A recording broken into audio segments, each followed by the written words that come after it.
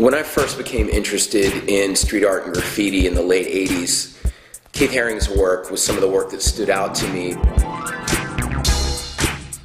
As opposed to most graffiti that was driven by just lettering, he had created a visual language that included characters, slogans, patterns, that was unlike anything anyone else was doing. Keith's art is iconic. I mean, there were social messages, there was political messages. It was the pop art of that generation at that time.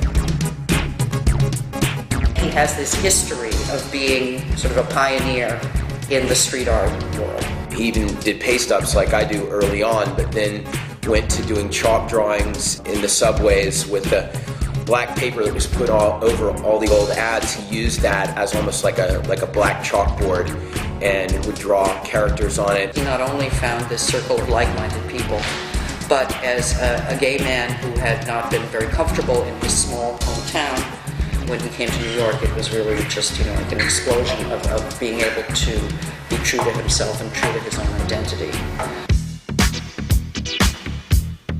A lot of people in the graffiti world were not able to transition into the galleries or the commercial world as fluidly as Keith was able to.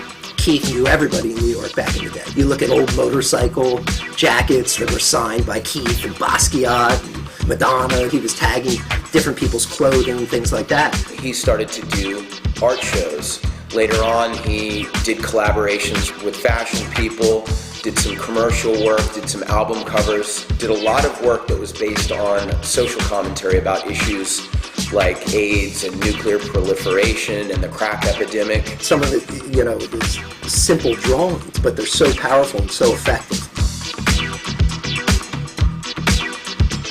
Eventually he opened the Pop Shop, which was his way of making his art accessible. As it became more expensive for his paintings, he wanted to make sure there were things like buttons and t-shirts and all sorts of other products that were adorned with his graphics. Back in the day, you did not have all these resources that we have today. When Keith was doing the Pop Shop, you were forced to use stock items.